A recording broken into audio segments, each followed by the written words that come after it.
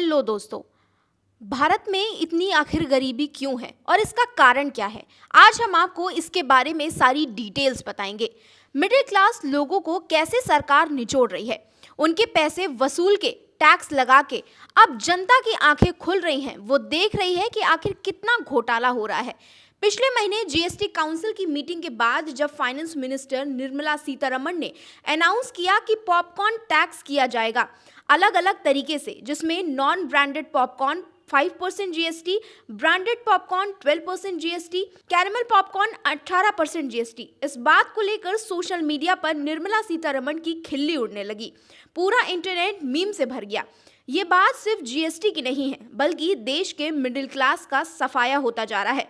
आपको बता दें कि 2024 में हिंदुस्तान की सबसे बड़ी कंपनी हिंदुस्तान यूनिलीवर का प्रॉफिट पिछले साल के कंपैरिजन में 3.68% नीचे गिरा। वो सारा सामान जो आप रोजमर्रा की जिंदगी में इस्तेमाल करते हैं, अगर उसका रेट्स में ऊंच नीच हो जाती है तो इसका मतलब कहीं ना कहीं कुछ ना कुछ गड़बड़ी हो रही है। हिंदुस्तान यूनिलीवर के सीईओ के मुताबिक अर्बन क्लास की ग्रोथ नीचे जाती जा रही है। सबसे बड़ी दिक्कत आती है अर्बन क्लास के लोगों की। अर्बन क्लास मतलब जो लोग शहर में रहते हैं। सरकार ने टैक्स लगा लगा के उन्हें इतना निचोड़ दिया है कि अब वो मिडिल क्लास शायद नहीं बचे हैं। अब हम आपको एक क्लासिफिकेशन के थ्रू समझाते हैं कि सरकार आपका पैसा किस तरीके से लूट रही है। इंडिया के पहले सेगमेंट में आते हैं अपर क्लास, जिनकी per capita income 12.3 lakh rupees per year है। इसके बाद आती है मिडिल क्लास। इसमें करीब 30 करोड़ लोग हैं जिनकी per capita income 2.5 lakh rupees per year है। फिर आती है लोअर क्लास। इस सेगमेंट में इंडिया की ज्यादातर आबादी आती है, जिनके पास कोई सेविंग्स भी नहीं होती है। ज़्यादातर कंपनियों का फोकस रहता है हायर क्लास और मिडिल क्लास के ऊपर, क्योंकि हायर क्लास के लोगों के पास पैसा भरा पड़ा है।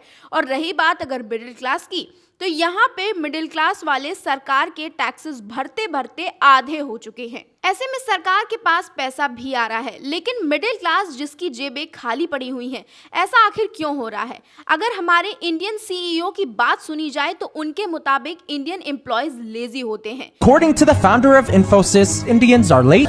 Our youngsters must say, this is my country. I want to work 70 hours a week. ये सैटरडे संडे का is not a Indian thing. This is a Western thing. I regret I'm not able to make you work on Sundays, to be honest. If I can make you work on Sundays, I'll be more happier. Because I work on Sundays also. What do you do sitting at home? How long can you stare at your wife? How long can the wife stare at your husband? तो वहीं अब देखने वाली बात ये भी है कि जितनी एक मिडिल क्लास की सैलरी बढ़ती है, उसी के हिसाब से मार्केट में हर चीज के दाम बढ़ जाते हैं, जिसके वजह से मिडिल क्लास की जितनी इनकम होती है वो बच नहीं पाती। जब मनमोहन सिंह की सरकार बनी थी, उस दौरान टोटल टैक्स रेवेन्यू में से कॉर्पोरेट टैक्स का शेयर 35% था, लेकिन अब मोदी सरकार में ये सिर्फ 26% रह गया है। इसका सीधा सीधा मतलब है कि आम जनता की जेबें धीरे धीरे करके खाली होती जा रही हैं। देश को चलाने के लिए सरकार मिडिल क्लास से पैसा वसूल रही है, जिसकी वजह से सबसे ज्यादा बर्डन में मिडिल क्लास है।